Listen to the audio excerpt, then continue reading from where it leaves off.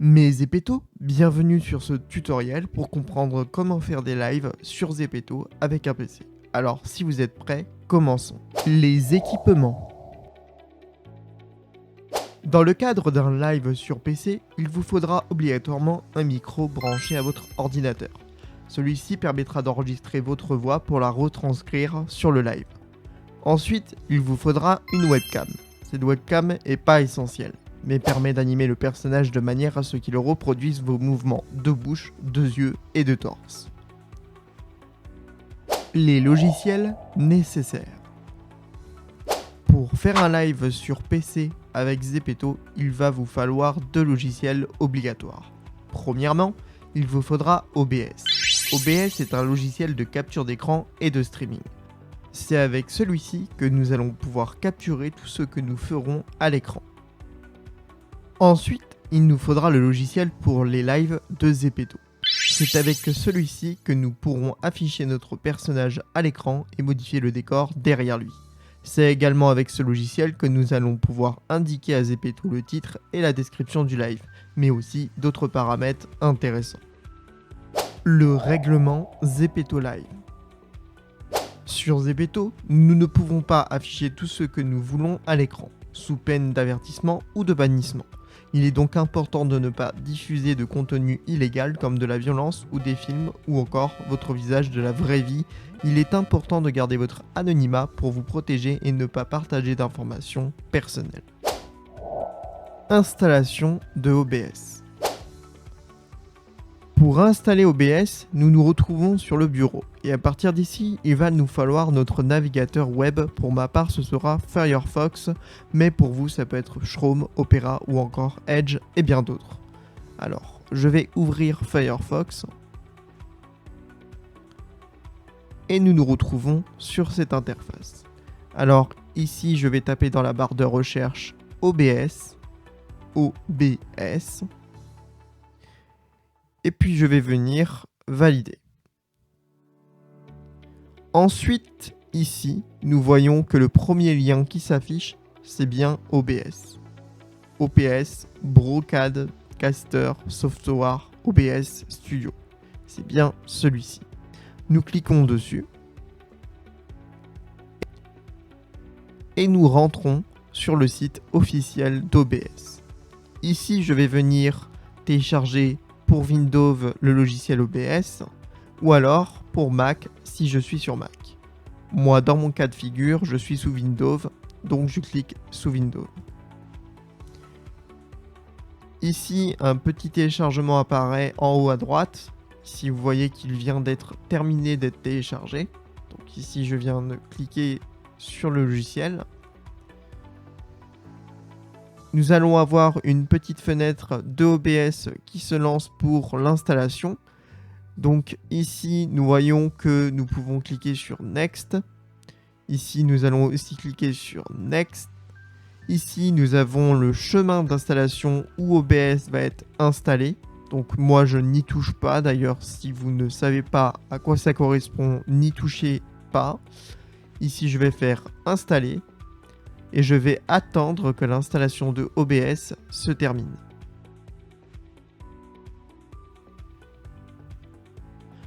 L'installation de OBS peut prendre un petit peu de temps, mais une fois que c'est terminé, vous aurez cet affichage. Alors ici, on peut lancer directement OBS en cliquant sur la petite checkbox si ce n'est pas déjà fait. Normalement, elle est déjà cochée par défaut. On la laisse cocher. Et ici, je vais venir sur Finish.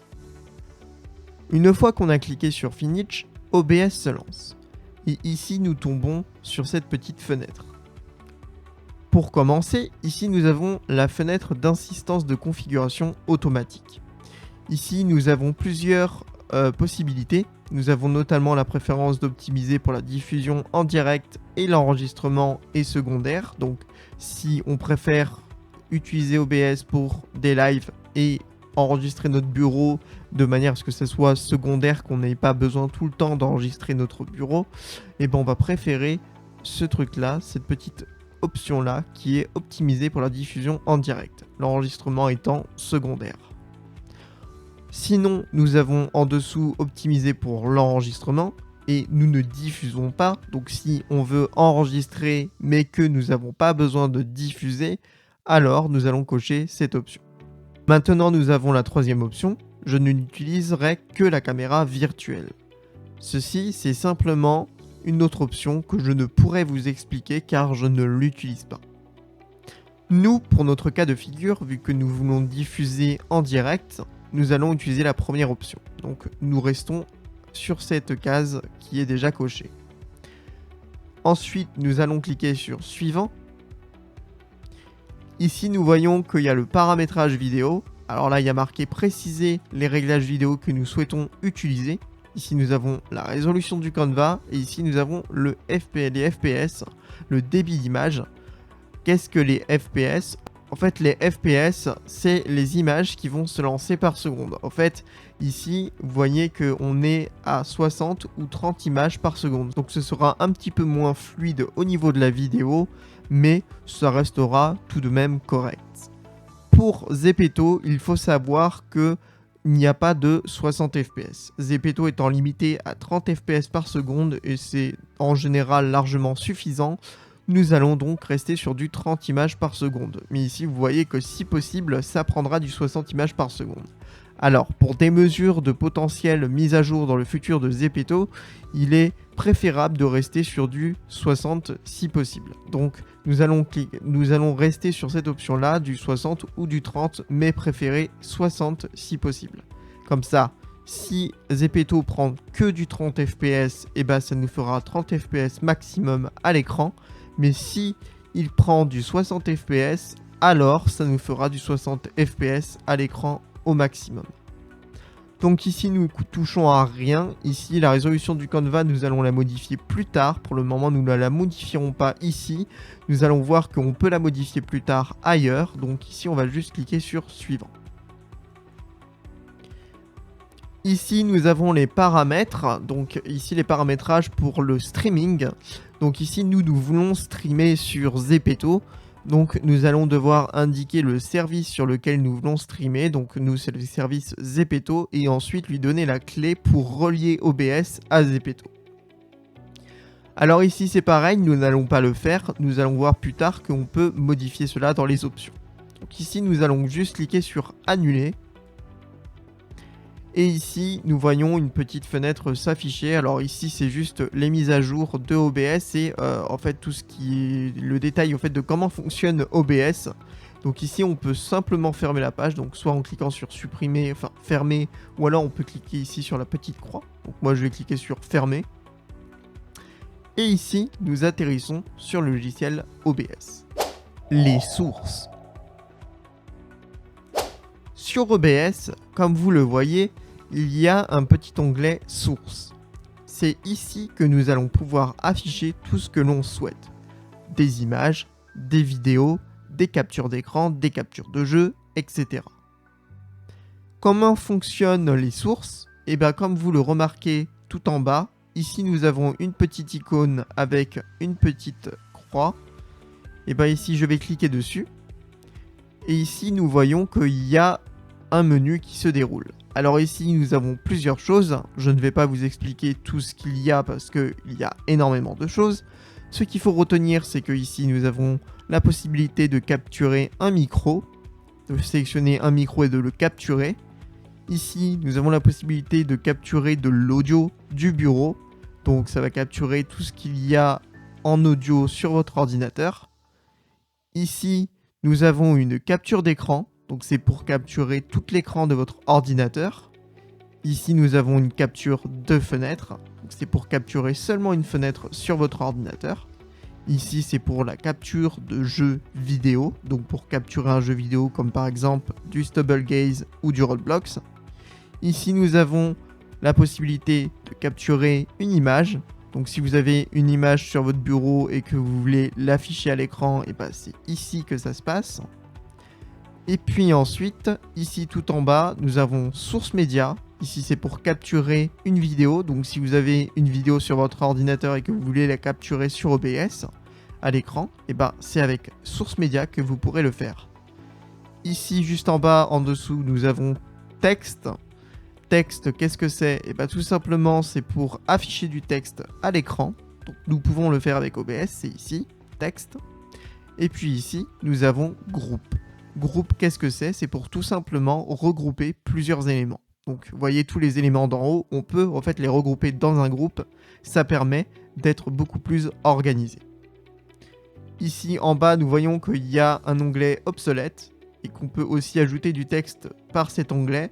Je vous recommande pas de l'utiliser parce que tout simplement, c'est des options qui sont obsolètes et qui sont seulement utiles dans certains contextes précis. Mais nous n'en avons pas besoin. Donc pour commencer avec la capture par exemple du bureau, nous allons cliquer sur le petit plus du coup ici. Et ici je vais aller sur capture d'écran. Je vais cliquer dessus. Ici ça m'affiche une fenêtre. Ici nous pouvons y mettre un nom. Alors il est très important d'y mettre un nom. Vous pouvez mettre ce que vous voulez, mais il faut que ça fasse référence à ce que vous capturez sur votre écran. Donc là, moi actuellement, c'est l'écran principal. Alors, soit je peux marquer juste écran principal, comme ceci. Ou alors, vous pouvez mettre votre écran, enfin, ce que vous voulez. En fait, vous pouvez écrire ce que vous voulez pour représenter l'écran que vous filmez. Et juste en dessous, nous voyons que nous avons ajouté une source existante. C'est si jamais vous avez déjà une source de capture d'écran qui est sur votre OBS, que vous avez déjà paramétré précédemment, bah vous pouvez tout simplement sélectionner la source qui est déjà existante ici. Alors là, vous voyez que moi, chez moi, il n'y a rien, c'est normal, je n'ai pas de source existante. Donc ici, ensuite en bas, nous avons rendre la source visible. Donc c'est si par défaut, vous voulez qu'elle soit cachée, si vous voulez que par défaut, l'écran ne soit pas affiché et qu'on puisse le réafficher par derrière dans les sources. Ou alors si par défaut, c'est affiché. Nous, on va laisser par défaut. Ici, nous allons cliquer sur OK.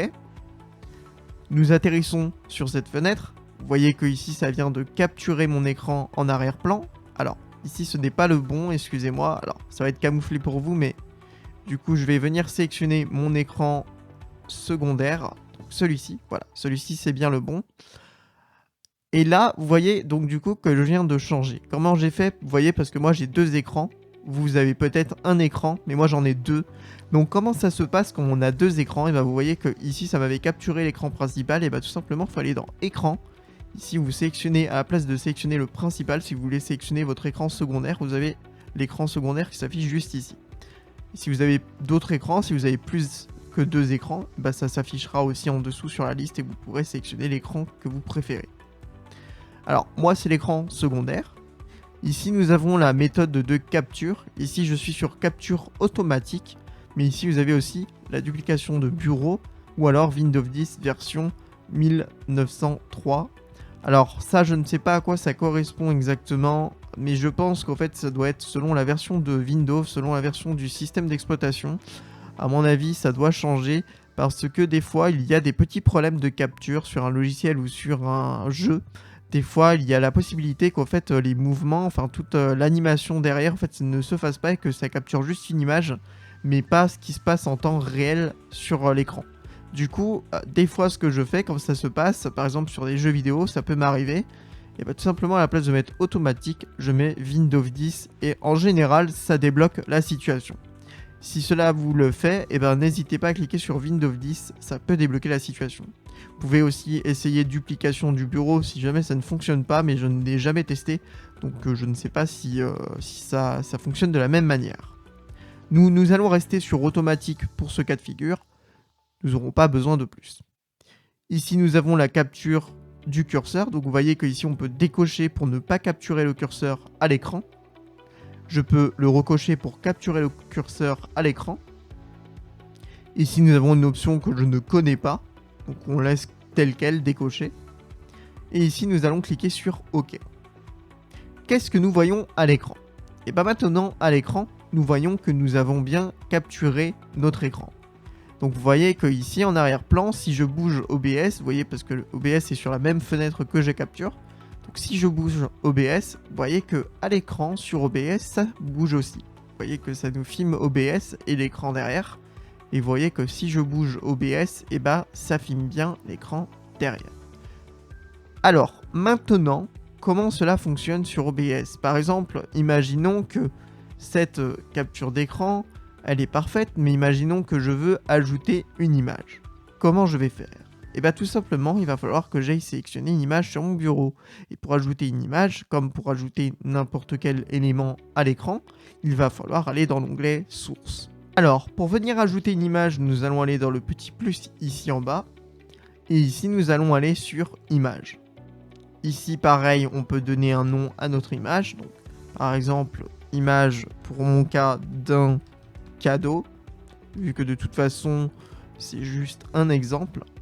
Ici, de la même manière qu'avec la capture d'écran, vous voyez qu'en dessous, on peut sélectionner si jamais vous avez une image qui est déjà existante. Si vous avez déjà paramétré une image déjà existante sur OBS, ça pourra vous le mettre en dessous et vous pourrez la sélectionner.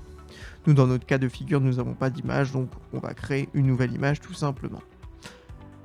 Ici, rendre la source visible, bah, c'est exactement comme pour l'écran, si on veut que l'image soit visible dès le début ou pas. Donc si on la laisse cocher, on veut que ça soit visible dès le début. Et ici, nous cliquons sur OK. Cela va nous ouvrir cette fenêtre. Ici, vous voyez qu'il y a marqué fichier image. C'est tout simplement ici, nous allons devoir chercher notre image sur notre bureau. Donc pour faire cela, nous allons cliquer sur parcourir. Ici, nous allons aller sur nos images, donc l'onglet images. Alors moi, c'est celui-ci, images.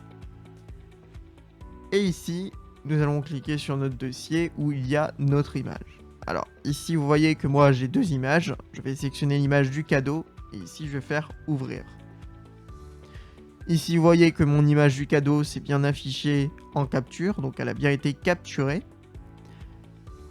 Ici, nous avons plusieurs options. Alors, je ne les ai pas testées, donc je ne pourrais pas trop vous expliquer ce que cela fait. Et ici, nous pouvons cliquer sur OK. Maintenant, nous voyons qu'à l'écran, notre image vient d'apparaître. Et depuis tout à l'heure, vous voyez que tout à l'heure, j'ai ajouté donc une capture d'écran. Et vous voyez que là aussi, je viens d'ajouter une image. Et vous voyez que l'image, en fait, elle est entourée par une petite bordure rouge. Cette petite bordure rouge, elle est très pratique. Parce que vous voyez qu'ici, il y a des petits carrés rouges. Donc ici. Et ben, si jamais nous déplaçons ce petit carré rouge, donc si on maintient la souris, clic gauche enfoncé sur le carré rouge, et qu'on déplace la souris, vous voyez que je peux redimensionner mon image. Alors c'est très pratique parce que je peux non seulement la redimensionner, mais je peux aussi faire clic enfoncé de la souris gauche sur mon image, au milieu par exemple, et la déplacer en déplaçant la souris. Alors par exemple, je vais venir positionner mon image à droite en haut. Je vais venir la réduire un tout petit peu, comme ceci. Et puis là, mon image, elle est parfaitement réduite et positionnée. Donc vous voyez, c'est très pratique. On a pu déjà mettre une capture d'écran, une capture d'image. Maintenant, admettons que je veux venir rajouter du texte. Et bien tout simplement, nous allons sur le petit plus ici dans l'onglet source. Ici, je vais venir ajouter du texte. Donc texte GDI+. Je clique dessus. Ici, pareil, nous avons ce que nous voulons mettre en termes de titre pour le texte.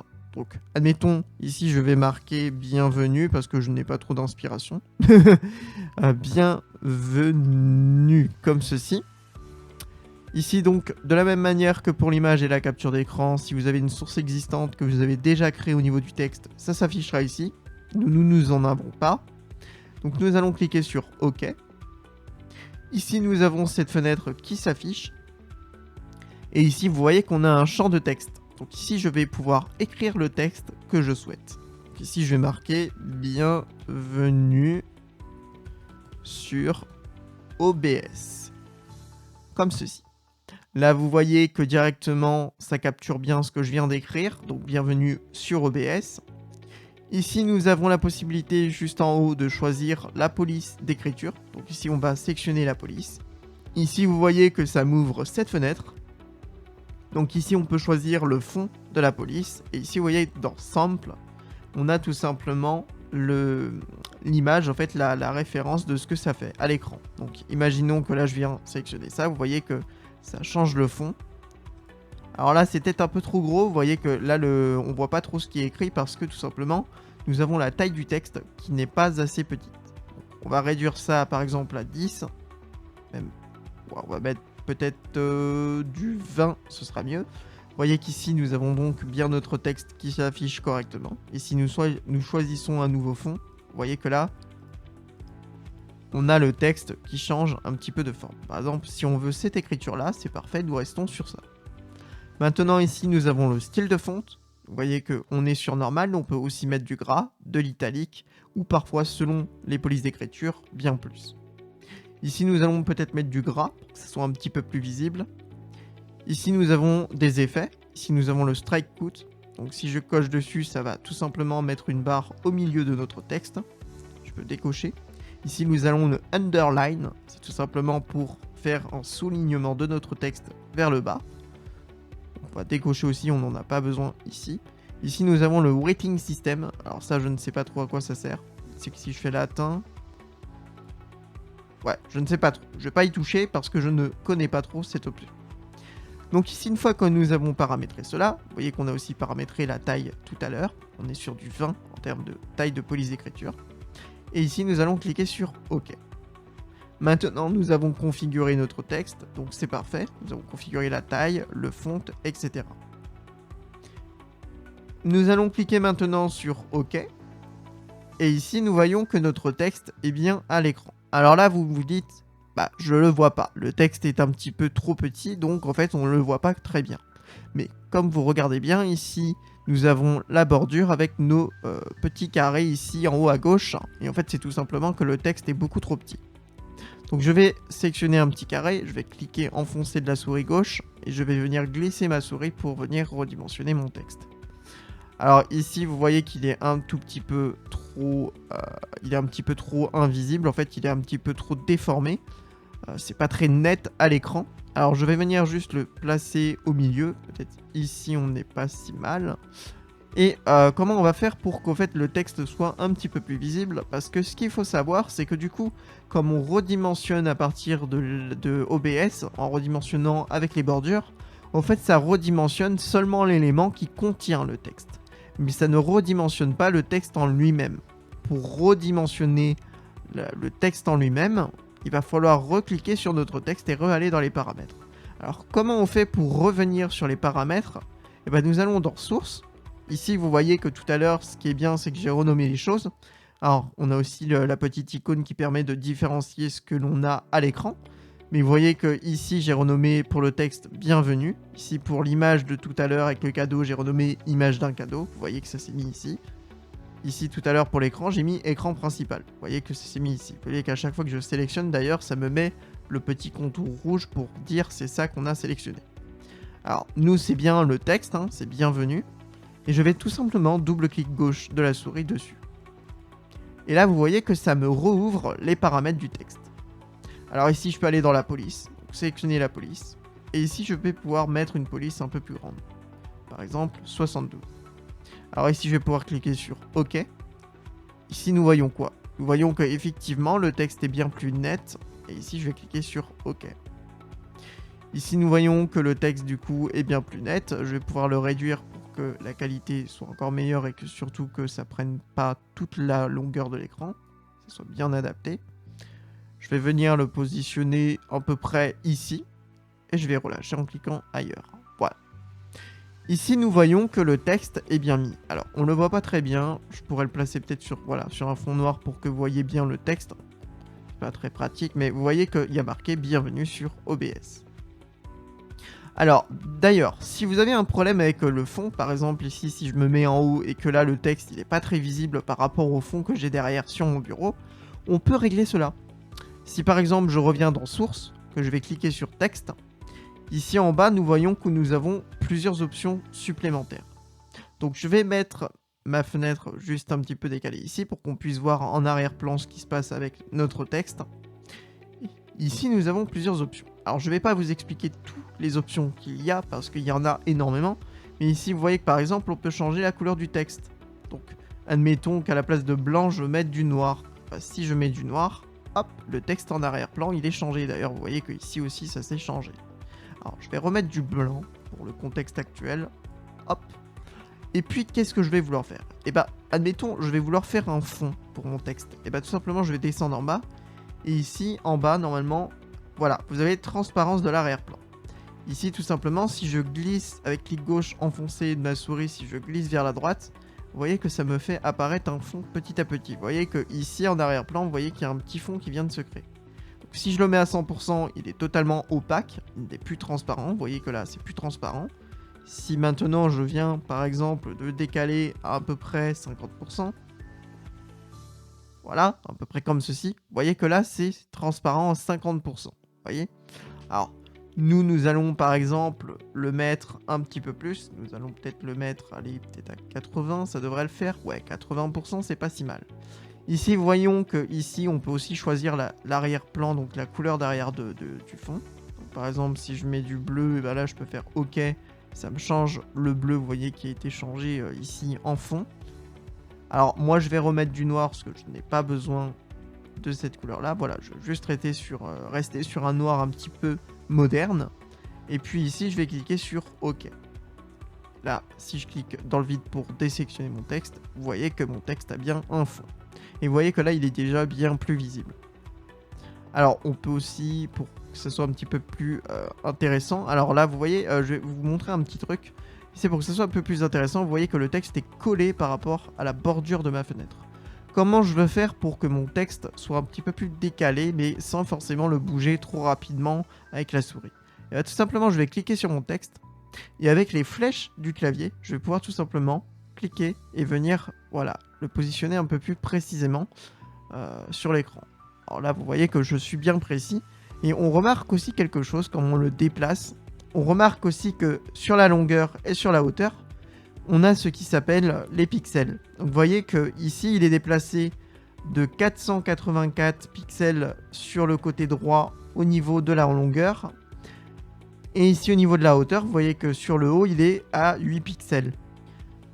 Donc ici c'est parfait, il est bien positionné. Je vais cliquer sur le vide pour pouvoir valider. Et ici vous voyez que mon texte il a maintenant une petite marge sur la hauteur. Maintenant, nous allons voir comment ajouter une capture de fenêtre. Alors là, dans mon cas de figure, je vais essayer de capturer la fenêtre de Firefox. Donc, je vais ouvrir une fenêtre de Firefox. Là, vous voyez que cette fenêtre, elle est ici.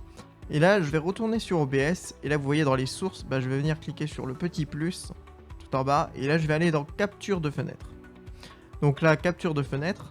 Ici, je peux lui donner un nom. Donc là, vu que ça va être le navigateur qui va être capturé, je peux marquer navigateur Firefox.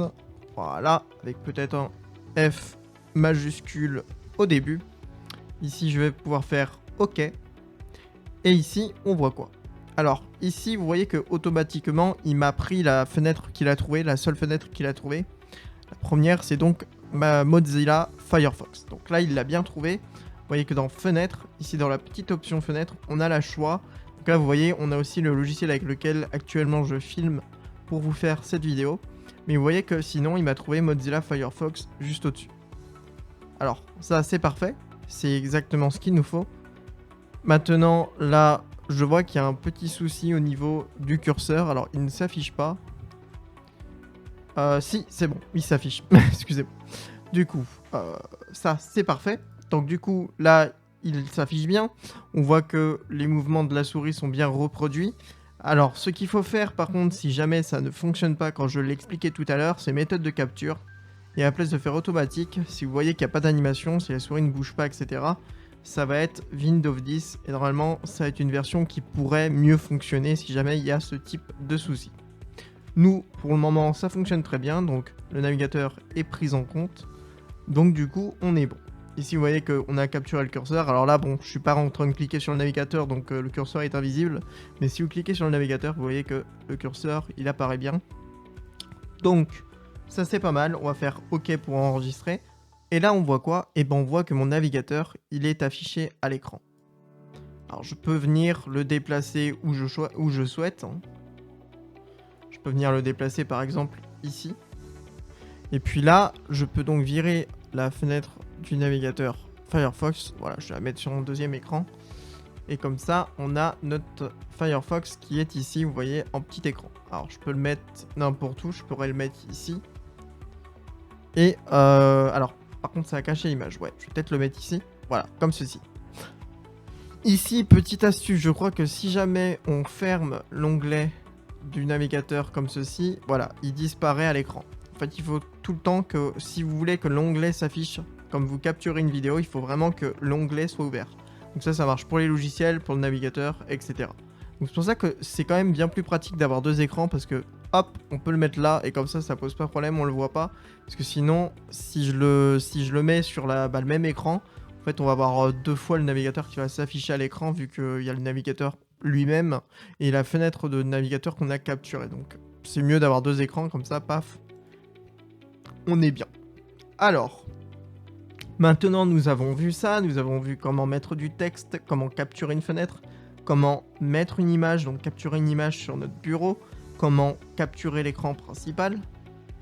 Et maintenant, nous pouvons essayer de capturer un jeu. Alors, comment nous allons capturer un jeu vidéo? Admettons que je veux aller capturer Roblox. Donc, je vais lancer Roblox en allant sur l'exécutable. Hop, Roblox Player. Donc ici, il va venir se lancer. Comme ceci. Voilà. Là, il s'est lancé. Vous voyez que j'ai la fenêtre qui s'affiche ici. Je vais la mettre de côté sur mon deuxième écran. Et puis, je vais aller la sélectionner du coup. Ici, avec le plus. Et je vais aller dans capture de jeu.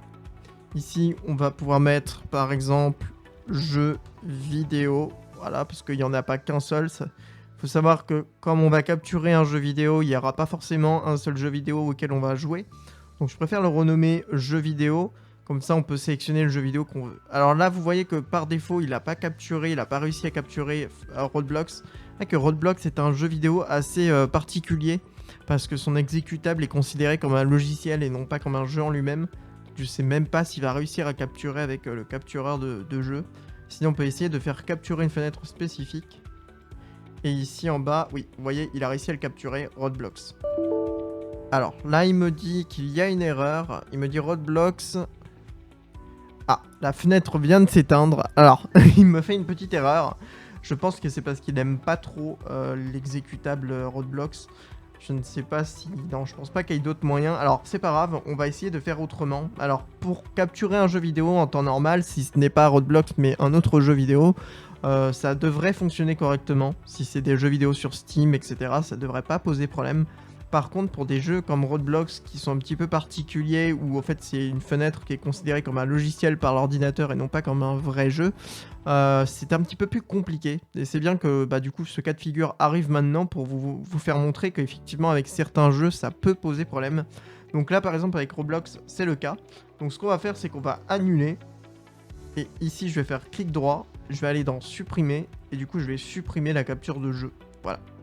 Ici, je vais revenir dans le petit plus. Et là, ce que je vais faire, c'est à la place de capturer un jeu, je vais capturer une fenêtre. Comme on avait fait tout à l'heure. Sauf que là, je vais marquer jeu vidéo. Comme ça, on est sûr que c'est ça. Et je vais cliquer sur OK. Ici, maintenant, ayant cliqué sur OK, on voit que la fenêtre de Roblox a bien été capturée. Donc cette fois-ci, ça fonctionne. Vous voyez, c'est considéré vraiment comme un logiciel pour le coup. Et du coup, là, c'est parfait. Alors, je pense qu'il doit y avoir... Non, là vous voyez ça marche super bien. Alors c'est un petit peu triste de ne pas avoir le problème ici parce que j'aurais aimé vous montrer le petit problème d'affichage qui parfois fait que comme je fais là, vous voyez je switch entre les deux jeux. Il y a parfois un petit problème, c'est-à-dire qu'on ne va pas voir ce switch, enfin, on va pas voir les actions que je fais sur le logiciel. Et c'est pour ça que des fois quand je vous l'ai dit, à la place d'automatique il faut choisir Windows 10. Ou alors essayer même la Windows 7 et supérieur, je savais même pas que ça s'affichait, mais vous voyez, c'est des options qui peuvent potentiellement régler le problème si vous avez ce souci en fait d'affichage. Bon, moi je ne l'ai pas ici, mais ça peut arriver.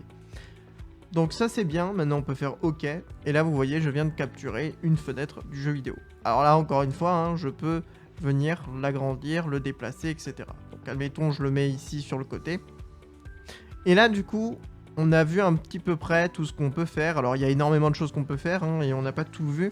Mais on a vu du moins le principal, ce qui est principalement utilisé. Le mélangeur audio. Alors, maintenant que nous avons vu comment fonctionnait l'onglet source pour ajouter des fenêtres et des images et autre chose, et bien maintenant, nous allons voir le mélangeur audio. Si vous avez remarqué depuis tout à l'heure, comme je parle, alors là c'est assez fort, je vais le baisser comme je serai sur le montage de la vidéo. Mais vous voyez que là, mon curseur d'ailleurs est pas pas trop bien aligné. Voilà. En fait, vous voyez que là il y a la voix de mon micro, donc mic-o. En fait, ça veut dire micro tout simplement. En fait, c'est le micro qu'on utilise pour parler. Donc actuellement, moi j'utilise mon micro. Et vous voyez qu'ici on a la barre qui s'affiche. On a la barre à chaque fois que je parle.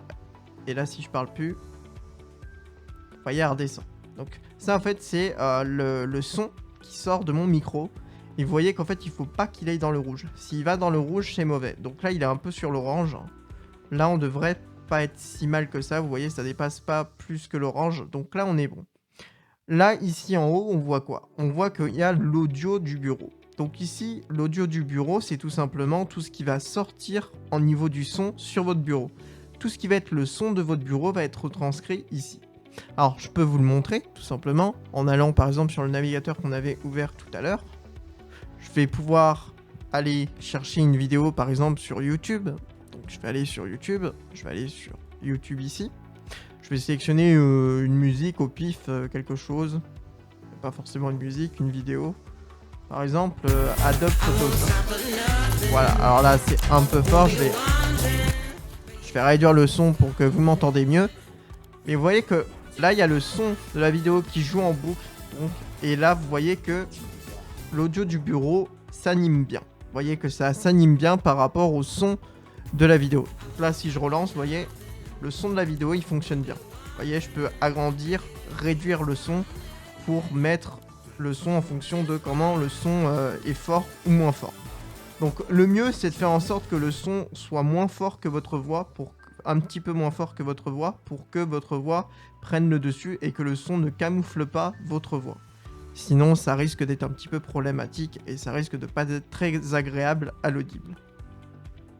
Maintenant, il va falloir voir comment on fait si jamais notre micro n'est pas détecté par défaut ou que l'audio n'est pas détecté par défaut.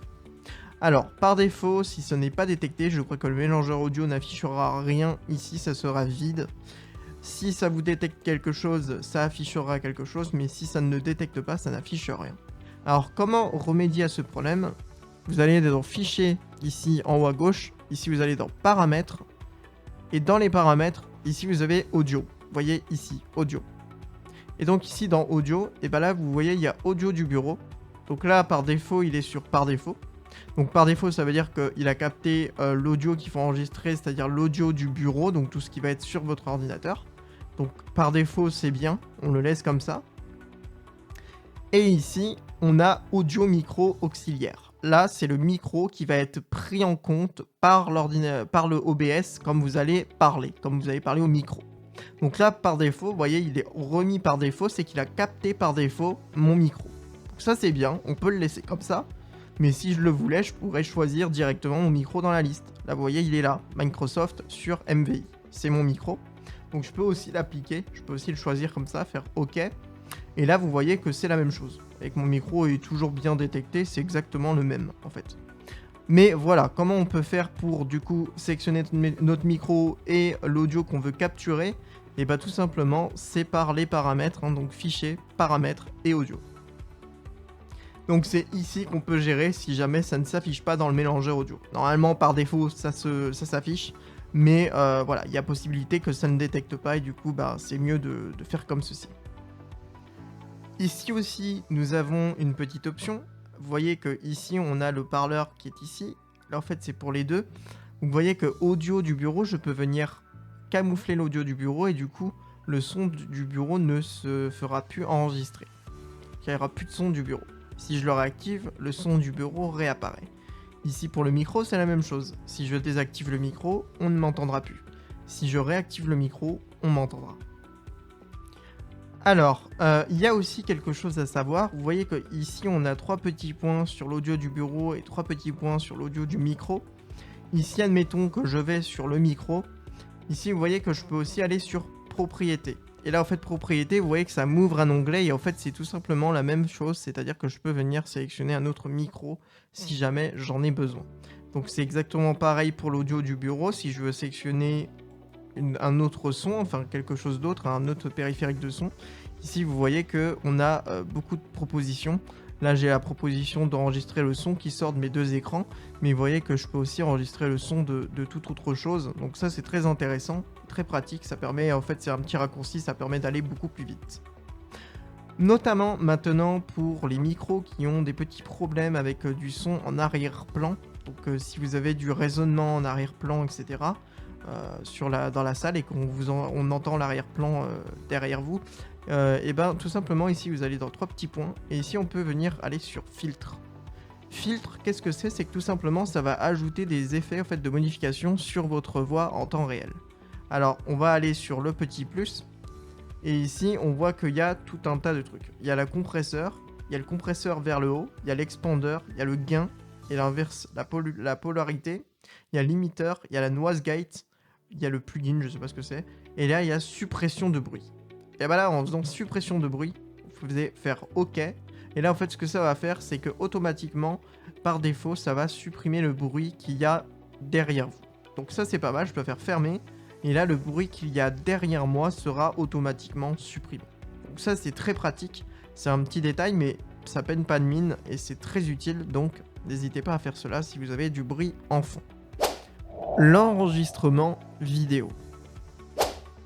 Alors, pour enregistrer une vidéo de ce qu'on capture à l'écran, tout simplement, il va falloir cliquer ici sur démarrer l'enregistrement.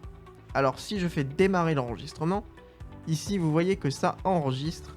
Ici, vous voyez notamment en bas qu'il y a un petit rond rouge. Ça signifie que ça enregistre. Et ici, vous avez le temps d'enregistrement. Là, vous voyez, on est à 11 secondes, 12 secondes, 13 secondes. Voilà, ça enregistre tout simplement.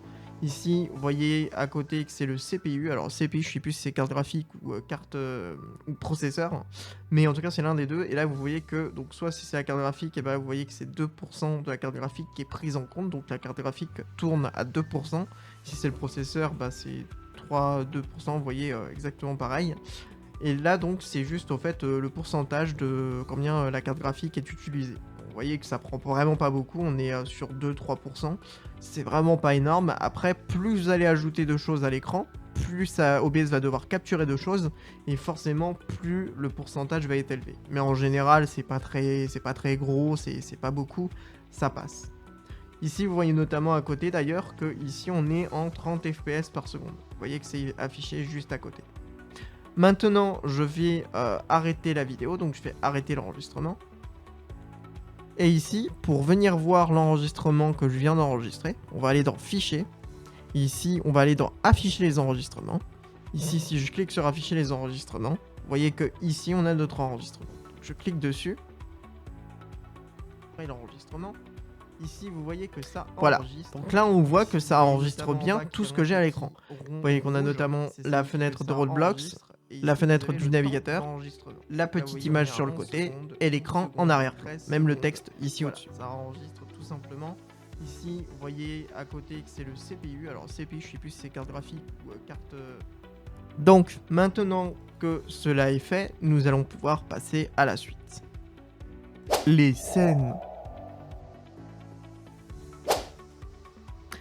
Alors, ici, vous voyez qu'il y a un onglet scène qui s'affiche. Tout simplement, cet onglet scène, en fait, c'est tout l'affichage qu'on vient par exemple d'ajouter. Là, vous voyez qu'on a des fenêtres qu'on a ajoutées, on a le texte, on a d'autres images. En fait, c'est tout l'affichage qui représente la scène. Et on peut venir créer une nouvelle scène. Donc, admettons, ici, je vais sur le petit plus. Ici, il y a marqué scène 2. Donc, je peux même le renommer. Je peux même peut-être mettre scène secondaire. Secondaire, comme ceci. Et puis ici, je vais cliquer sur OK. Ici, à l'écran, par défaut, il n'y a rien qui s'affiche parce qu'on a une nouvelle scène. Donc, il n'y a aucun élément qui a encore été ajouté à notre deuxième scène. Mais nous allons pouvoir aller dans Source. Et puis ici, dans Source, nous allons aller peut-être faire une capture d'écran. Ici, la capture d'écran, ça va être, par exemple, mon écran secondaire. Alors, je vais marquer écran secondaire. Voilà. Et puis ici, je vais cliquer sur OK. Alors ici, vous allez pas voir parce que du coup, il n'est pas sur la bonne fenêtre. Mais je vais me mettre sur la bonne fenêtre. Hop. Voilà, ici maintenant vous voyez la fenêtre. Et là, je vais pouvoir faire OK. Voilà. Là, on a une nouvelle scène qui vient d'être créée.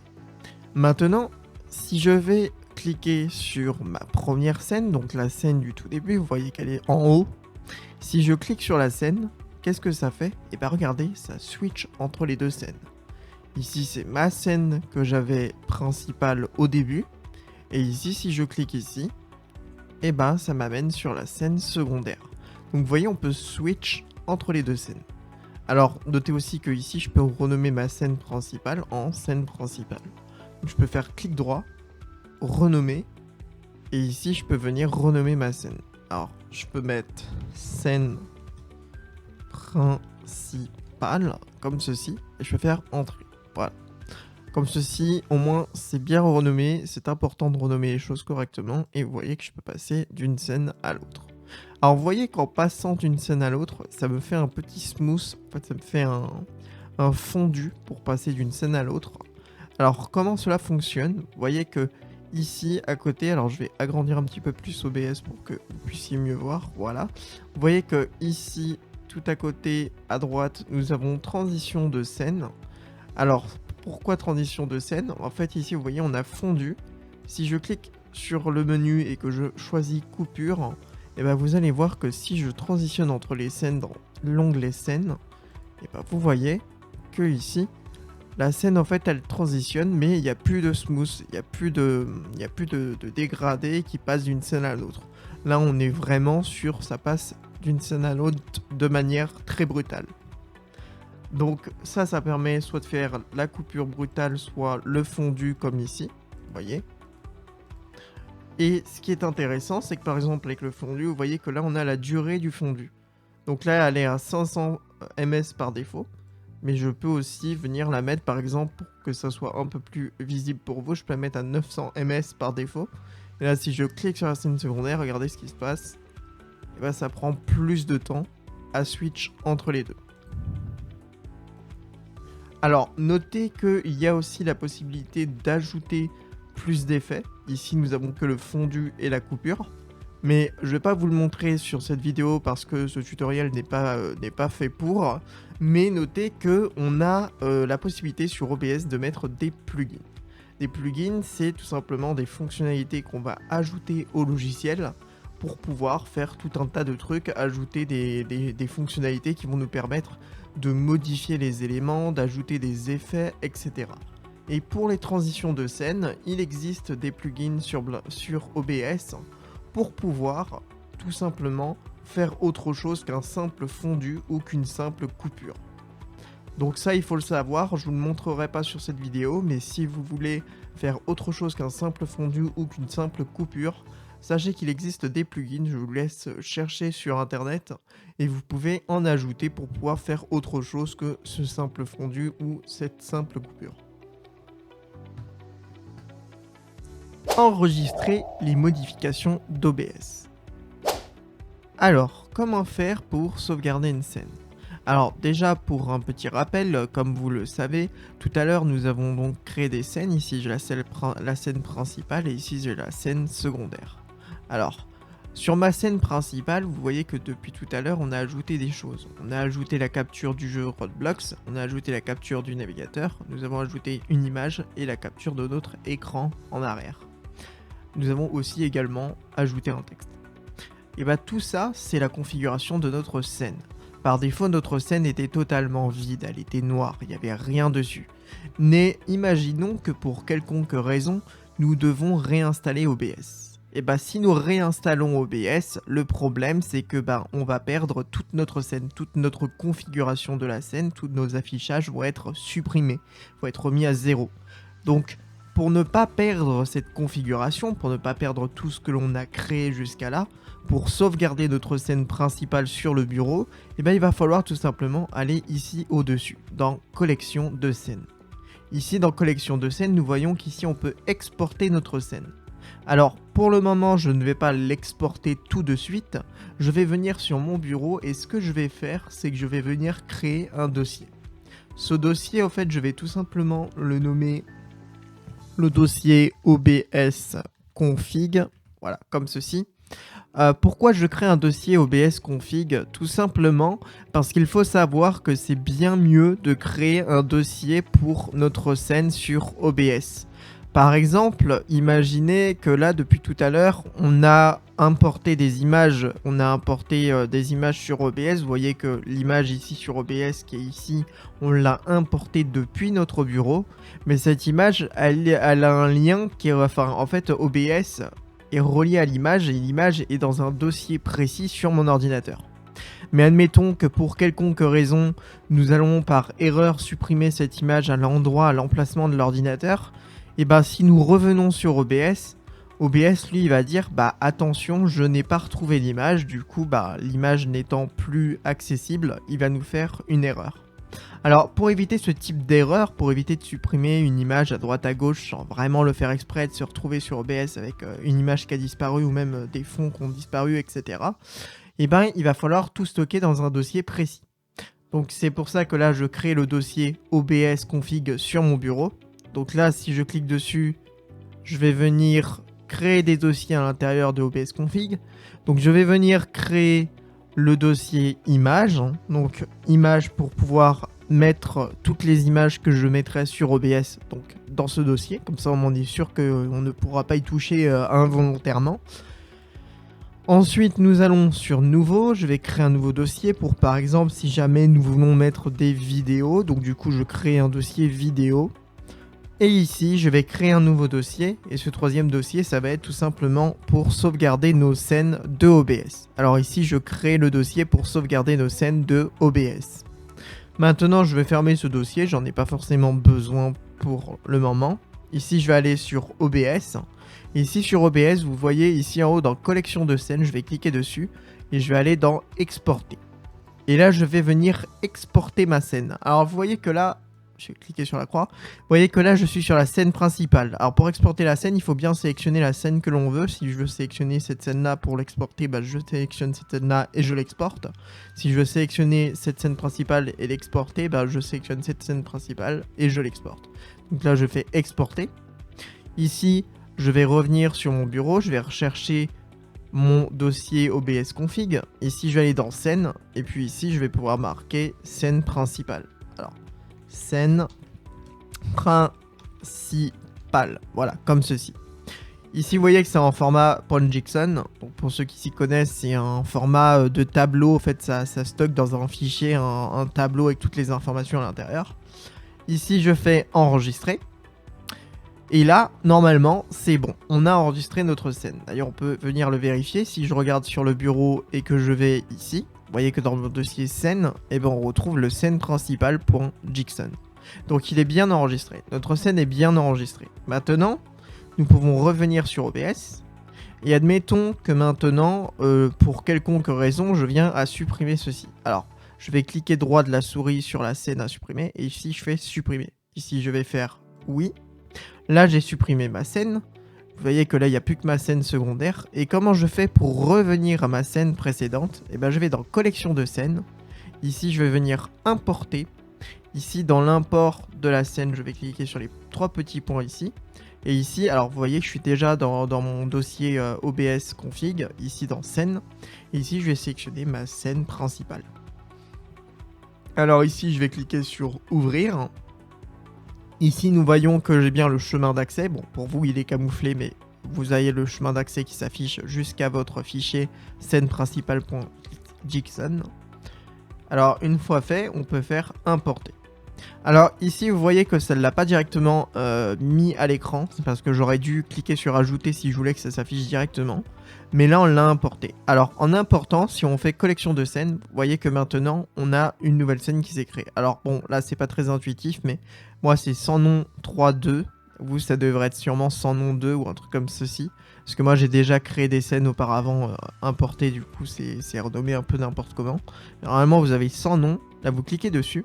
Et là, abracadabra, tout réapparaît. Et là, vous voyez qu'on a la scène principale qui vient de réapparaître dans l'onglet scène. Donc vous voyez, c'est très pratique parce que ça permet de sauvegarder une scène au cas où vous devez réinstaller OBS. C'est plutôt pas mal.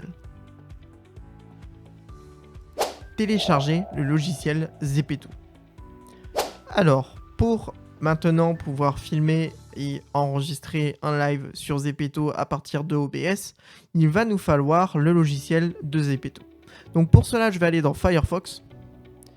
Ici, je vais aller ici dans l'onglet du navigateur. Et puis ici, je vais taper Zepeto Live PC, tout simplement. Ici, je vais voir qu'on a du coup notre navigateur qui nous propose plusieurs choses. Alors ici, on voit que c'est en deuxième, Zepeto Live PC Guide. Vous voyez que c'est le guide, donc la doc officielle de Zepeto. Je clique dessus. Ici, ça va m'envoyer ici.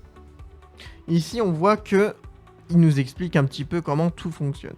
Vous voyez que ici, au niveau des équipements, moi je vous ai proposé du coup d'avoir un micro et une webcam, mais on voit que ici c'est un petit peu plus précis. Il nous dit que ça fonctionne sous Windows 10, 11 et supérieur, et que ici on a donc aussi que ça fonctionne pour Mac, etc. On voit qu'il nous demande un CPU avec un minimum un Intel i5 ou supérieur. Alors après ça c'est des recommandations, ce n'est pas forcément précis. Normalement il n'y aura pas de problème si vous avez peu importe l'ordinateur. En termes de performance ça devrait passer. Après ça se peut que certains ordinateurs très vieux aient du mal à utiliser OBS, aient du mal à filmer en direct. Mais normalement ça devrait pas trop poser problème. Ici on a la mémoire, donc la mémoire qui est de 8 Go.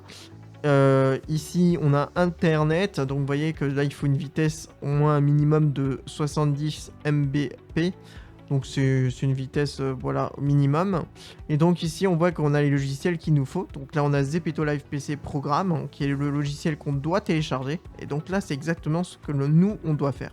Ici vous voyez qu'on a aussi OBS Studio, ce qu'on vient de télécharger et ce qu'on vient d'apprendre. Du coup, nous on a cliqué sur Windows parce qu'on est sous Windows. Ceux qui sont sur Mac peuvent cliquer sur Mac, mais là vous voyez que le premier truc c'est Zepeto Live PC Programme. Donc ce qu'on va faire c'est qu'on va cliquer sur Windows. Ici ça va venir télécharger. Alors non, avant de télécharger il va falloir se connecter. Donc là je vais cacher mes informations, mais normalement vous devez vous connecter à votre compte.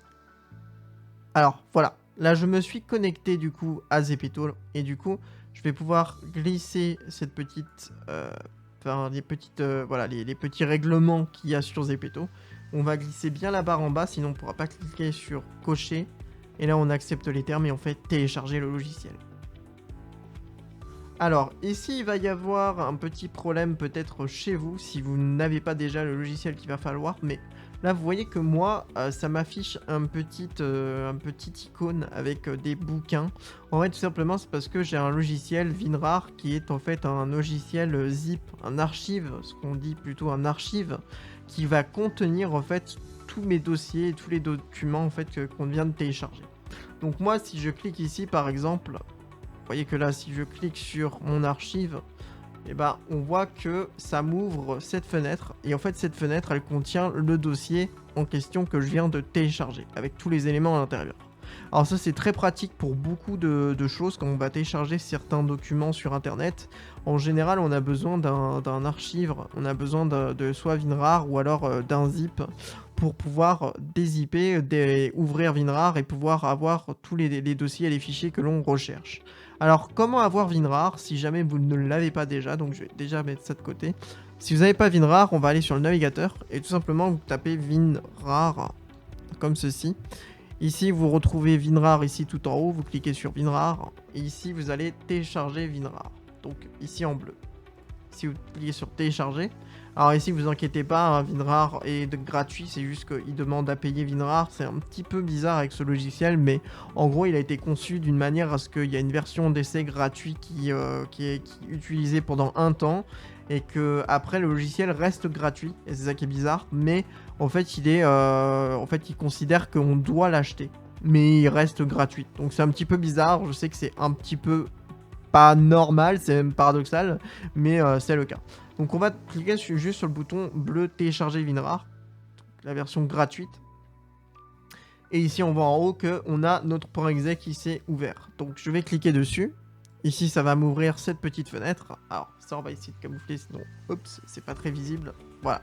Ici on a cette petite fenêtre d'installation. Et ici on va pouvoir cliquer sur installer. Ici bon là ça me dit que j'ai déjà eu WinRAR qui est dessus. Mais, enfin même que j'ai ouvert déjà un fichier WinRAR, mais vous, ça devrait s'installer correctement. Une fois que c'est terminé, vous faites fermer ou terminer selon ce que ça vous affiche. Une fois que WinRAR est installé, normalement, vous n'avez plus rien à faire. Vous avez juste à revenir ici, télécharger le fichier, enfin, si ce n'est pas déjà fait. Aller dans le petit onglet ici en haut où il y a la petite flèche et faire cliquer sur le petit WinRAR qui est ici. Donc moi, il est déjà ouvert, il est là. Une fois que vous êtes sur ce WinRAR, une fois que vous avez le dossier ici à l'intérieur, bah, tout simplement, on va aller sur le bureau. Et ici, donc, je vais fermer OBS. Et ici, sur le bureau, je vais venir glisser tout simplement mon dossier qui contient tous mes fichiers sur le bureau. En fait, on va l'extraire directement sur le bureau. Donc, moi, je vais pas faire ça parce que je l'ai déjà. Donc, ça sert à rien que je le remette. Mais vous voyez que moi, il est ici. Donc, là, maintenant, je vais cliquer sur le dossier une fois qu'il est sur le bureau et qu'il a été extrait. Ici, vous voyez qu'à l'intérieur, on a plein de choses. Donc, on a notamment des dossiers ici, alors qu'on ne touchera pas. Ici, on a aussi des dossiers. Ici, on a des PDF pour expliquer comment fonctionne Zepeto, comment faire un live Zepeto sur PC en plusieurs langues. Mais nous, ce qui va nous intéresser, c'est le zepetolive.exe. Alors, il y a moyen que chez certaines personnes, ça m'est déjà arrivé ce souci, chez certaines personnes, le fait d'ouvrir directement en cliquant gauche de la souris, en faisant ouvrir comme ça ne fonctionne pas trop. Donc ce que je recommande si jamais ça ne s'ouvre pas correctement, si jamais vous avez un affichage qui n'est pas bon et que le logiciel plante, faites clic droit et essayez de faire avec exécuter en tant qu'administrateur. En fait, tout simplement, ça va exécuter le logiciel en prenant en compte le fait que vous êtes administrateur de votre ordinateur, que vous êtes en gros le maître de l'ordinateur. Et comme ça permet au logiciel d'avoir toutes les permissions accordées et comme ça, vous pouvez l'ouvrir facilement. Donc après, ça vous ouvre cette petite fenêtre. Ici, vous voyez qu'il faut se connecter. Donc moi, je vais me connecter et ensuite, je fais terminer. Une fois que vous êtes connecté et que c'est terminé, vous avez cet écran-là qui commence à charger. Et normalement, si tout se passe bien, vous devrez atterrir sur votre profil, en gros voir votre personnage s'afficher à l'écran. Alors là, vous allez voir, ça va s'afficher dans quelques secondes, ça prend un petit peu de temps à se lancer, mais c'est pas bien grave. Voilà, là mon écran vient de s'afficher, vous voyez qu'il y a mon personnage qui est à gauche, mon petit personnage Zepeto. Et ici, vous voyez qu'on a plein de choses. Alors, ici en dessous, vous voyez qu'on a les gestes. Donc, on peut faire des animations. Donc, en temps réel, sur le live, on pourra choisir de danser, etc. Vous voyez, on pourra danser, on pourra faire plusieurs animations du personnage, donc ça c'est très cool. Ici nous avons articles, ici c'est l'inventaire de tout ce que l'on a, vous voyez qu'on a nos tenues, les tenues qu'on a déjà, et là tous les vêtements qu'on a déjà. On peut par exemple retirer le chapeau, par exemple, hop, là si je retire le bonnet ça le retire, si je l'ajoute, ça l'ajoute. Ici on a les maquillages, donc ça c'est tous les maquillages qu'on a déjà. Donc voilà, on a déjà des maquillages, on a des sourcils, etc. Alors il faut savoir que c'est tout ce qu'on a déjà dans l'inventaire, donc qu'on a déjà acheté, qu'on a déjà sur notre compte. Par contre, on ne peut pas acheter d'articles directement à partir du logiciel. Ça, il faut le savoir. Si vous voulez acheter des articles, ça sera sur votre téléphone. Alors, là, ce que l'on voit aussi, c'est qu'on a arrière-plan. Ici, l'arrière-plan, ça permet tout simplement d'ajouter des arrière-plans. Donc imaginons que je vais sur Anime et que là je mets cet arrière-plan là, vous voyez que ça me met un arrière-plan ici. Alors nous, ce qui va être intéressant pour notre contexte à nous, ça va être de mettre un couleur vert, donc un fond vert derrière nous. Ça, vous allez voir plus tard pourquoi, mais ça va être intéressant. Ici sinon nous avons l'onglet avatar, et ici nous retrouvons du coup tous nos avatars qu'on a. Alors ici vous voyez que à gauche on a une petite barre aussi, c'est pour zoomer et dézoomer notre personnage, vous voyez, donc ça permet d'avoir un zoom plus ou moins prononcé, ou un dézoom plus ou moins prononcé. Ici, petite astuce, vous voyez que ici on a une image de notre avatar, et ici on voit qu'on a des positions. En fait ça va être capturé, c'est ce que je vous disais au tout début, c'est les gestes de votre personnage qui vont être capturés au moment où vous faites en temps réel les gestes. Alors pour cela, il vous faut une caméra. C'est justement pour ça que je disais tout à l'heure que la caméra n'est pas forcément nécessaire. La caméra est nécessaire seulement dans ce contexte. Dans ce contexte bien précis, la caméra est nécessaire parce qu'elle permet de filmer vos mouvements pour pouvoir les retranscrire à votre personnage Zepeto, et votre personnage Zepeto va pouvoir faire les mêmes mouvements. Donc ça, c'est exactement la même fonctionnalité que ce qu'on a sur téléphone. Quand on fait un live sur téléphone, vous voyez que le personnage peut bouger les bras, peut animer sa bouche, peut animer les yeux, et même maintenant le torse avec la nouvelle version de Zepeto. Mais du coup, ici, c'est exactement la même chose. Alors, vous voyez qu'ici, on a la possibilité d'animer seulement les mains et la tête. Et ici, on peut animer seulement la tête. Alors, c'est mieux avec les mains et la tête. Bon, moi, ça ne se verra pas sur mon personnage, mais techniquement, ça fonctionne. Ensuite, ici, vous voyez que là, j'ai une caméra qui est capturée. Donc, ma caméra est bien capturée, prise en compte. Donc, moi, j'ai une caméra, donc elle est marquée caméra 1. Si vous n'avez pas de caméra, ça fera tout simplement nos caméras. Si vous avez d'autres caméras que vous voulez prendre en compte en cours de route, normalement, vous pourrez sélectionner ici. Alors, petit détail à prendre en compte. Ici, si je viens capturer ma caméra, il faut bien que ma caméra soit branchée avant d'allumer le logiciel. Parce que ce logiciel, malheureusement, est un petit peu mal fait. Et du coup, il ne capture pas en fait, la caméra si jamais vous la branchez entre temps. Par exemple, si vous n'avez pas de caméra et que vous la branchez après avoir lancé le logiciel, et ben, le logiciel ne la captera pas. Donc ce qu'il faut faire après ce branchement, il vous faudra que vous éteigniez le logiciel et que vous vous reconnectez, que vous réallumez le logiciel, ce qui n'est pas pratique. Donc petite astuce, mettez votre caméra branchée avant d'allumer le logiciel, sinon vous allez avoir des petits problèmes. Ici à droite nous avons sinon le chat, donc ici on voit le chat du live, donc c'est ici où on pourra voir le chat, les commentaires des gens sur le live en temps réel. Alors, il est un petit peu buggé, en même temps il y a marqué version bêta, donc c'est normal que ce soit un petit peu buggé, mais il y a un moment donné, moi j'ai un petit bug, ça peut ne pas vous arriver chez vous, mais à un moment donné, moi les commentaires se bloquent, et en fait je ne vois plus la suite des commentaires. Donc si ce petit problème vous arrive, il va falloir de toute façon, je le verrai, on le verra après par la suite sur le téléphone, mais on pourra regarder notre propre live sur téléphone, donc ça c'est pratique. Notamment pour gérer tout ce qui va être les bannissements, les expulsations, les masquages de commentaires, etc. Parce que sur le logiciel Zepeto sur PC, on ne peut pas le faire. Il n'y aura que sur téléphone qu'on va pouvoir le faire. Donc c'est pour ça qu'il est important de pouvoir regarder notre live sur téléphone. Et notamment aussi pour les commentaires, du coup le chat en direct, parce que sur PC, le chat étant encore en phase bêta, il bug un petit peu, et moi en tout cas dans ma situation à moi, à un moment donné les commentaires ne s'affichent plus, les nouveaux commentaires ne viennent plus, et du coup ça pose problème. Alors, maintenant que nous avons notre fenêtre Zepeto, nous allons voir comment capturer notre fenêtre Zepeto sur OBS. Pour capturer notre fenêtre Zepeto sur OBS, tout simplement, il va falloir retourner sur OBS. Logique. Alors, ceci, je peux fermer, on n'a plus besoin. Ici, je vais aller sur OBS. Et ici, ce que je vais faire, c'est que tout simplement, je vais venir même supprimer tout ce que j'ai fait jusqu'à présent. Donc, on va venir supprimer les différentes scènes. Et ici, nous avons, voilà, une scène vide. Donc là, bon, c'est scène secondaire, mais on aurait pu créer une scène toute nouvelle. En tout cas, elle est déjà vide, donc ça va nous intéresser. Et ici, il va falloir savoir que pour commencer à capturer le logiciel Zepeto, il va y avoir un petit souci.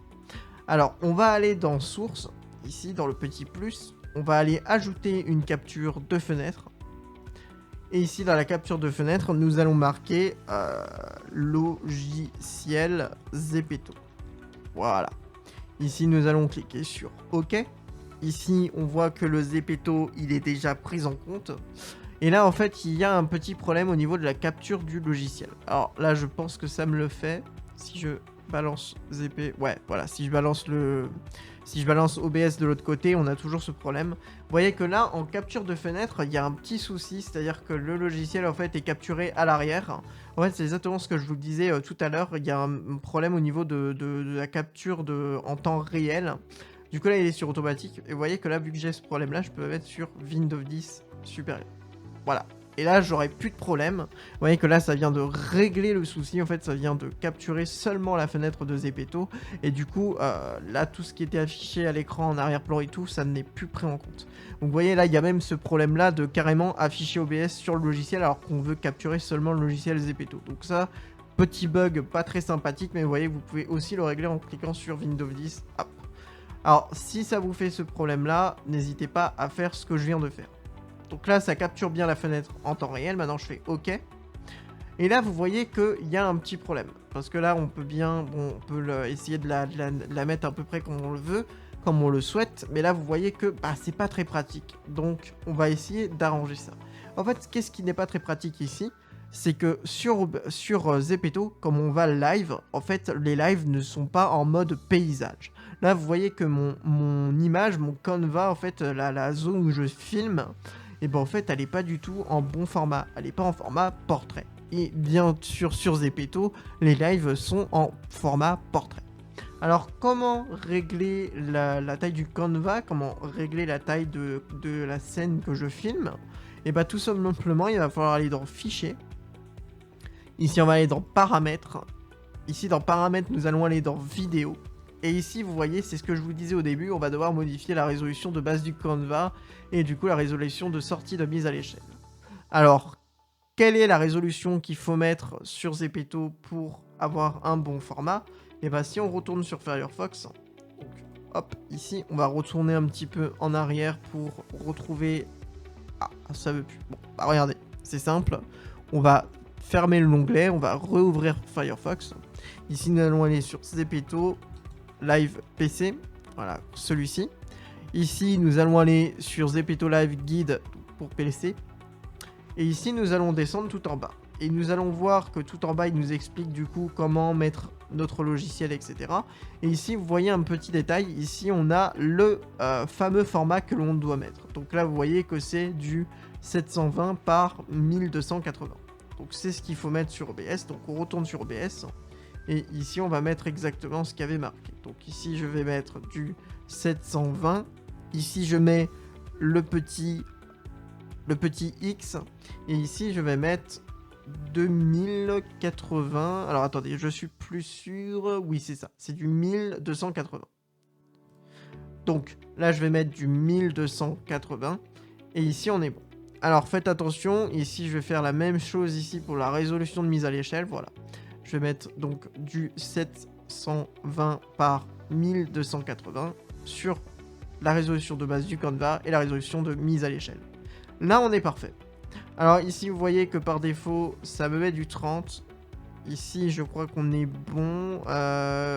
Courante pour le débit d'image. Donc là, oui, on est bon. Là, vous voyez que ça me filme bien du 30 images par seconde. Quand je vous l'expliquais au tout début de la vidéo, Zepeto, en fait, ne va pas pouvoir filmer plus de 30 images par seconde. Donc là, on est déjà bon. On est déjà à 30 images par seconde. C'est nickel. On peut faire appliquer. Et maintenant, OK. Là, qu'est-ce que l'on voit? Et ben, on voit que notre écran, notre zone de filmage, elle est rétrécie. En fait, elle est en mode portrait. On a réglé tout simplement la taille de l'autre écran. Donc, maintenant, comment on va faire pour ajuster le logiciel, par exemple, pour qu'on puisse voir que notre Zepeto? Et bien, tout simplement, nous allons aller directement sur le logiciel Zepeto, ici, et nous allons pouvoir le déplacer. Alors, ça va être pas pratique de vous montrer, mais je vais essayer de le mettre à un endroit précis. Alors, attendez, en fait, avant de le déplacer, il faut essayer de le mettre bien entièrement sur la zone. Parce que là, je vois qu'il y a encore un petit peu de noir. Voilà, je vais essayer de bien l'agrandir. Vous voyez que ici, ma fenêtre, elle est réduite. Du coup, on voit le logiciel. Vous voyez que si je le déplace avec ma souris, on voit tout le logiciel. Nous, ce qu'il faut faire, c'est qu'on va essayer de garder seulement la zone verte. Donc, on va le mettre comme ceci. Et ici, il est parfaitement placé. Il est parfaitement positionné. Maintenant, on peut venir sur le logiciel Zepeto, et si on veut le déplacer, on peut le déplacer directement sur le logiciel Zepeto, vous voyez. Donc là, je peux le mettre par exemple ici en dessous. Vous voyez que si je le déplace sur le logiciel Zepeto, ça le déplace bien à l'écran sur OBS. Donc je vais le mettre ici, c'est parfait. Et ici, on va retourner là. Maintenant, admettons que je veux mettre le jeu Roblox sur mon écran. Et bien, on va faire exactement comme tout à l'heure, on va faire sur le petit plus. Ici, on va venir capturer... du coup une fenêtre, parce que je crois que le jeu vidéo ne fonctionnait pas. Ici, nous allons mettre jeu vidéo. Ici, nous faisons OK. Nous allons sélectionner Roblox. Et ici, nous allons faire OK. Ici, nous voyons que la fenêtre n'est pas très bien redimensionnée, donc on va essayer de la dimensionner à peu près parfaitement. Voilà, là, elle est bien. Là, je vais venir peut-être la descendre un tout petit peu. Paf. Ici, vous voyez que mon personnage, il est pas trop bien descendu. Donc, il est un petit peu sur l'image. Donc, on va essayer de le descendre un petit peu ici. Alors, je fais exprès de ne pas mettre le logiciel en plein écran pour que vous voyez un petit peu ce qui se passe sur OBS.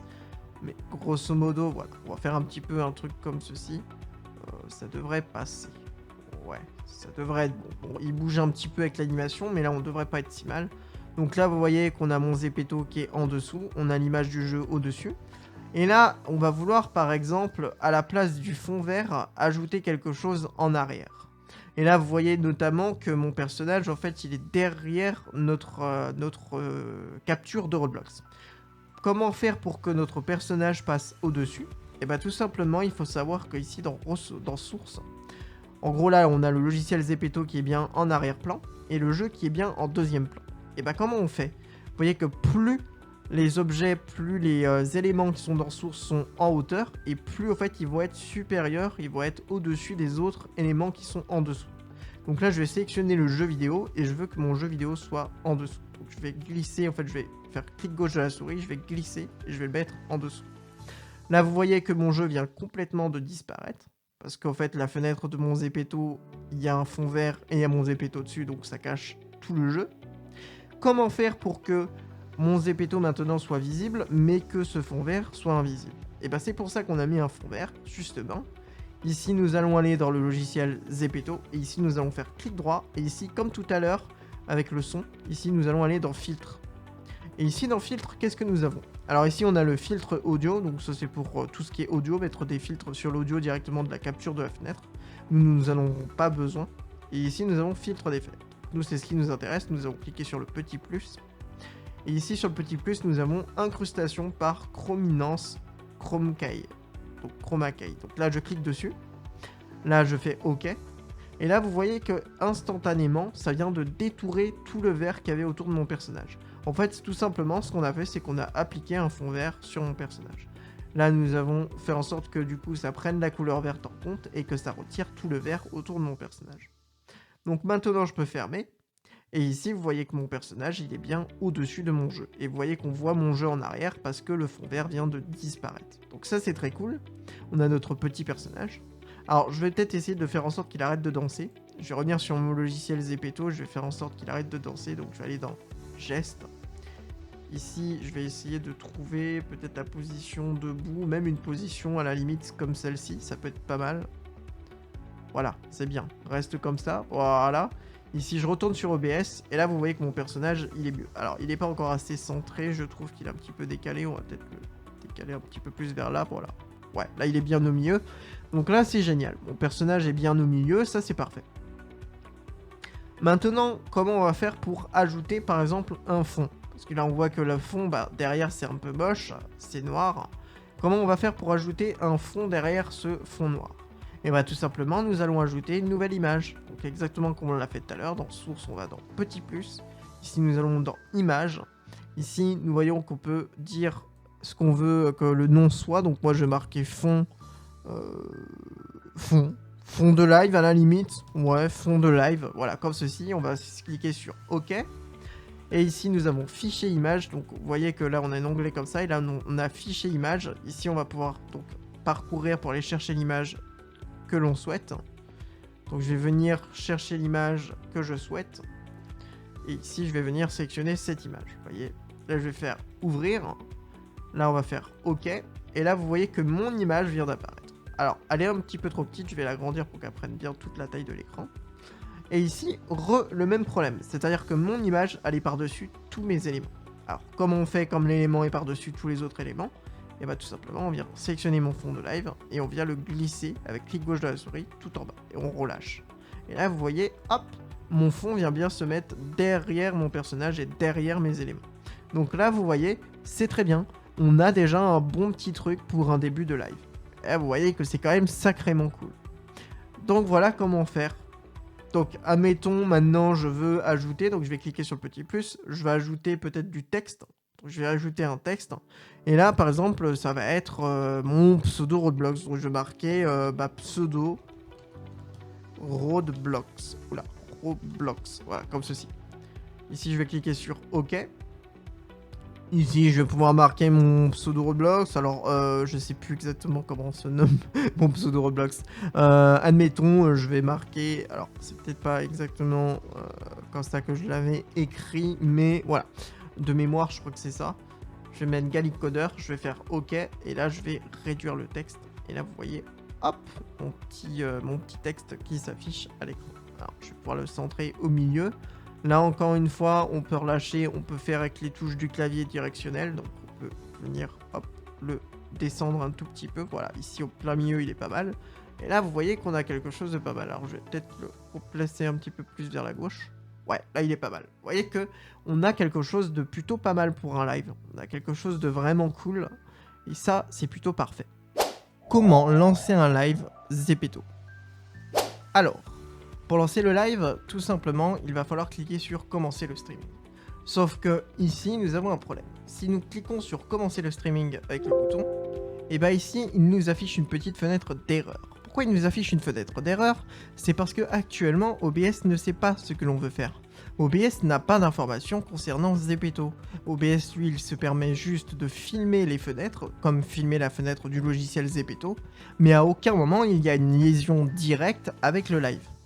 Pour ce faire, il faut que OBS ait accès au serveur de Zepeto. Donc il faut que OBS sache où aller chercher l'information Zepeto. Donc pour ça, il faut lui indiquer l'endroit du serveur sur Zepeto. Ensuite, il va devoir avoir une clé. Ici, vous le voyez très bien, il y a marqué la clé de diffusion est manquante. Qu'est-ce que sert cette clé?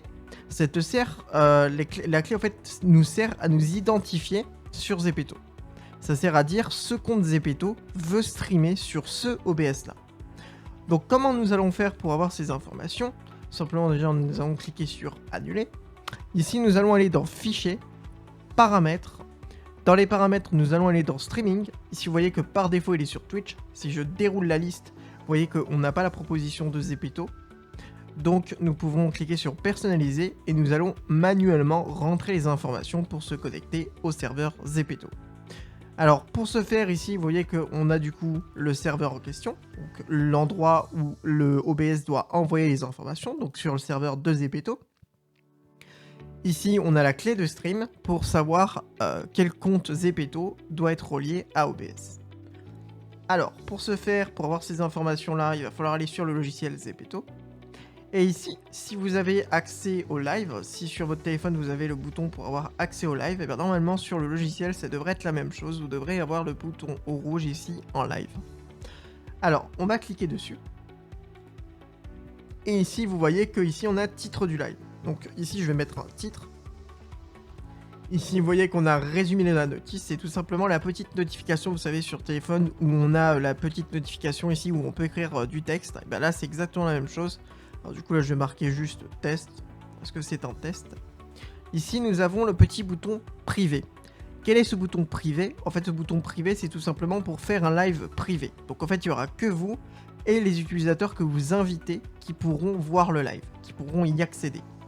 Si nous mettons pas privé, le live sera public et il sera visible par tout le monde. Donc tout le monde pourra rejoindre et tout le monde pourra le voir. Donc moi dans ce contexte là je vais juste mettre privé parce que je ne veux pas que ce live soit public étant donné que c'est un test.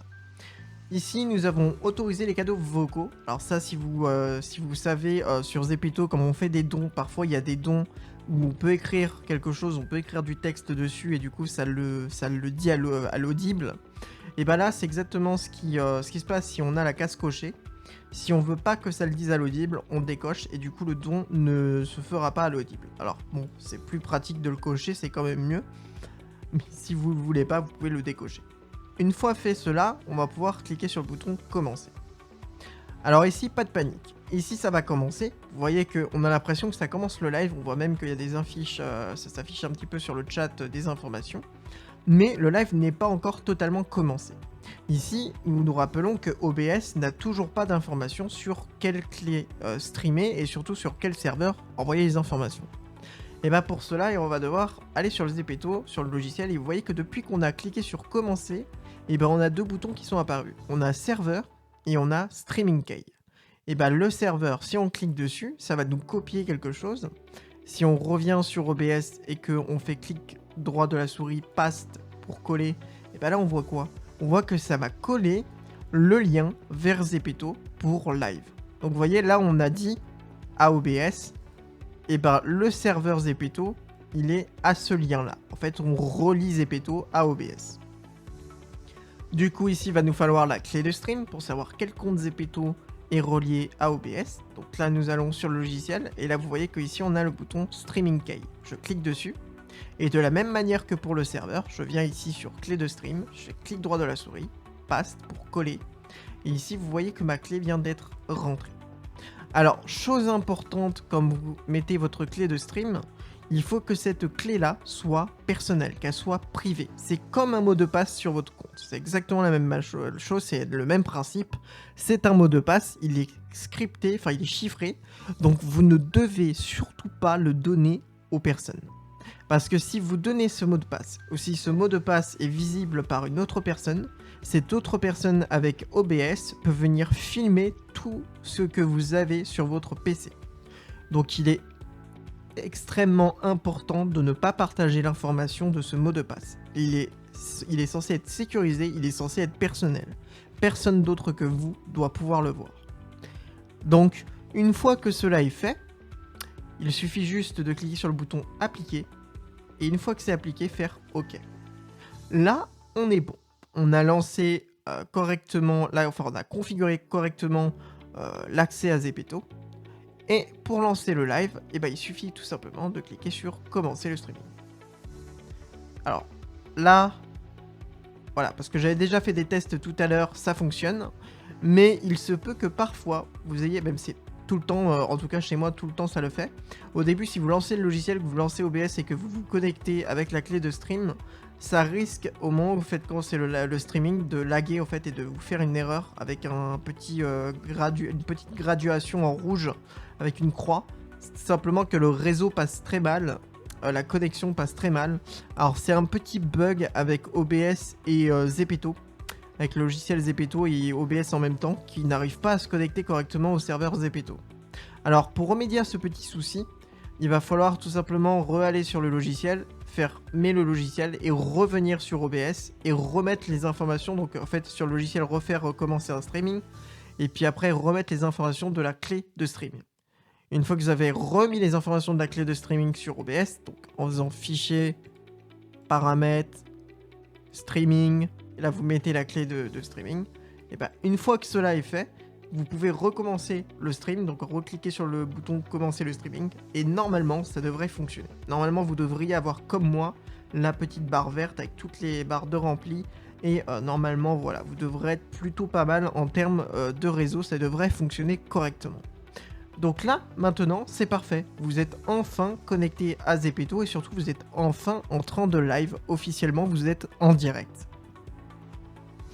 Alors maintenant, ça c'est bien. Alors vous voyez que sur le logiciel Zepeto, nous pouvons voir le chat en temps réel. Mais quand je vous l'ai expliqué, le chat est un petit peu buggé. Le même sens là, on ne peut pas forcément tout faire avec le logiciel Zepeto. Parce que le logiciel Zepeto est très limité. Et on ne peut pas par exemple expulser une personne, bannir une personne, ou alors camoufler les commentaires d'une personne. Donc comment on va faire pour faire cela ? Et tout simplement, nous allons aller sur le portable, sur notre téléphone, et nous allons aller voir comment on va réussir à rejoindre le stream. Alors, ici, comme vous le voyez, je suis sur le téléphone, je suis sur Zepeto, et donc ici, je vais cliquer sur « En live ». Ici, vous voyez qu'il y a « Lancer un live », donc en normal, en fait, normalement, c'est pour lancer un live sur le téléphone, mais là, quand on va cliquer dessus, vous allez voir qu'il va m'afficher une petite notification. Et là, il m'explique qu'en fait, il y a déjà un live en cours sur une autre plateforme. Veuillez terminer le live existant et réessayer plus tard. Alors, si je fais confirmer, ça va me mettre automatiquement sur le live qui est en cours sur le PC. Donc là, vous le voyez, ça va s'afficher. Alors, ça prend un peu de temps. Voilà, là, ça s'affiche. Vous voyez que du coup, je suis en live. Alors, si sur le PC, par exemple, sur le téléphone, je viens écrire un commentaire, par exemple, test... Et on va voir quoi? On voit que sur le PC, ici sur le PC, on voit qu'effectivement, j'ai le message qui vient d'apparaître. Vous voyez?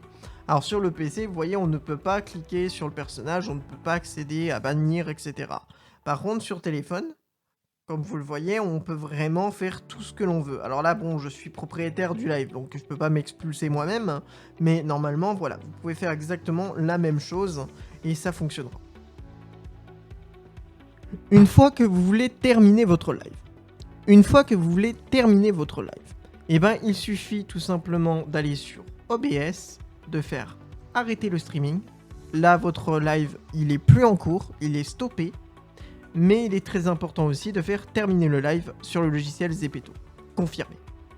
Ici, vous avez enfin arrêté le live. Zepeto n'est plus en train de live sur votre OBS.